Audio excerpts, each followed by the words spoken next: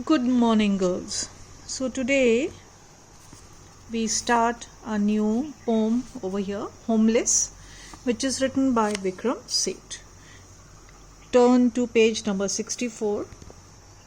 Now this poem is all about the sense of homelessness which the poet feels, and the tone of the poem is full of pain and agony. He desperately wants to put down his roots somewhere so that when he is no more, that the place in which he has lived his entire life, he wants it to go to his loved ones. Now, before I begin the poem, let us see a little bit about Vikram Seth. Vikram Seth was born on 28 June 1952 in Kolkata, West Bengal. After completing his schooling in India, he moved to England to take his A-levels. He studied philosophy, politics and economics at Oxford University and then pursued a PhD in economics at Stanford University. So his higher studies have always been abroad. Seth is a novelist and poet. He has received several awards for his writing, including the Padma Shri in India and a CBE in the UK. His poetry is celebrated as a significant contribution to the Indian English language poetry canon. Now, Seth now lives near Salisbury, England, and in Jaipur, India. So before I go on explaining the poem to you, I'll just read it so that you get the feel of it. I envy those who have a house of their own, who can say that their feet rest on what is theirs alone, who do not live on sufferance in strangers' shells, as I have done last few years, and as I probably will. A place on earth untenured, solid, brick, grass, air. To know that I'll never have to move, to review seasons from one lair, when the night comes to lie down in peace and know that I may die as I have slept, that things will not revert to a stranger's hand, that those I love may keep what I have kept. Now, coming to the beginning of the poem once again, children, please write over there that it is written in free verse. Okay, meaning to say, lines do not rhyme, but in places you will see that the first and the fourth line, those, okay, here own and sufferance, they rhyme. Own and alone, okay, they rhyme. Second and fourth over here, they rhyme. Shells and will, here they rhyme. Then again, air, lair, they rhyme over here. Slept and kept, they rhyme over here. But when we talk about the poetic devices, then this is termed as a free verse. It is a 2-stanza poem with 8 lines to 1 stanza. It talks about a sense of homelessness. The poet over here is desperately wanting to put down his roots.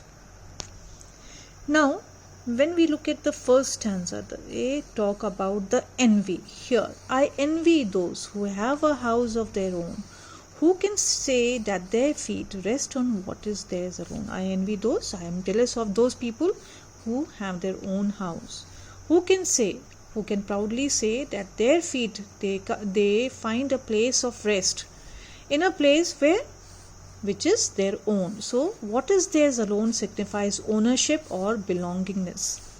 Who do not live on sufferance. Sufferance means tolerance. See, when you are living in somebody else's property, then you cannot make changes of your own. You cannot destroy their property according to your whims and wishes. So you compromise. In strangers' shells. Now children, strangers' shells. So this poetic device is alliteration, Alliteration. When two consonant sounds are repeated right after the other. It is called alliteration. We have done it before also. So please underline stranger's shell and write over there alliteration.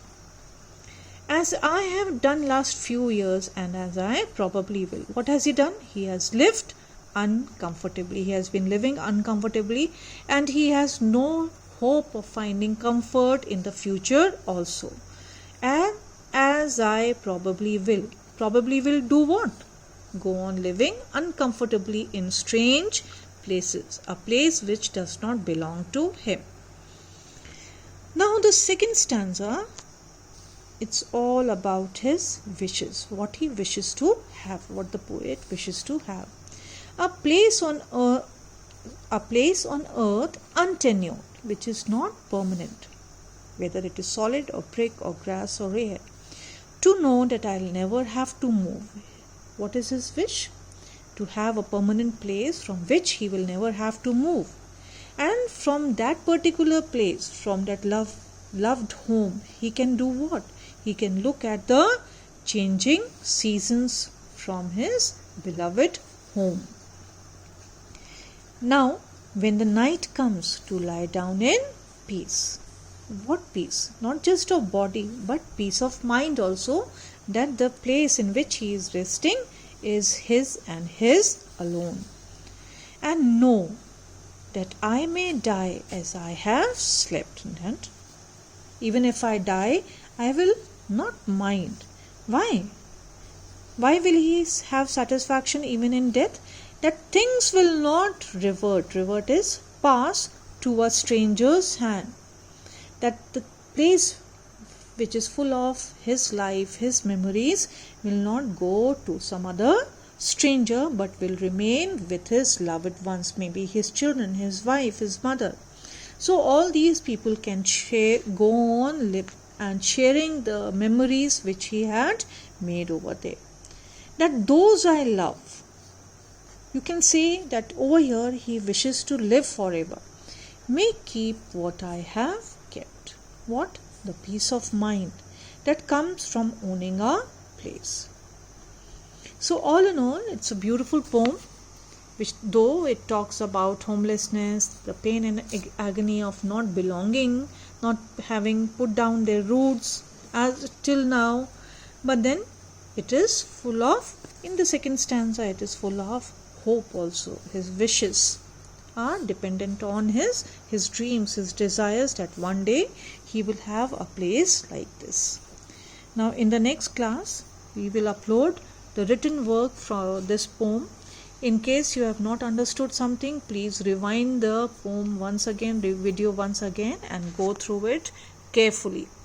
It's a beautiful but a simple poem, so I hope you will be able to understand everything. In case something is not understood, you are supposed to note it down and ask me again when the school reopens.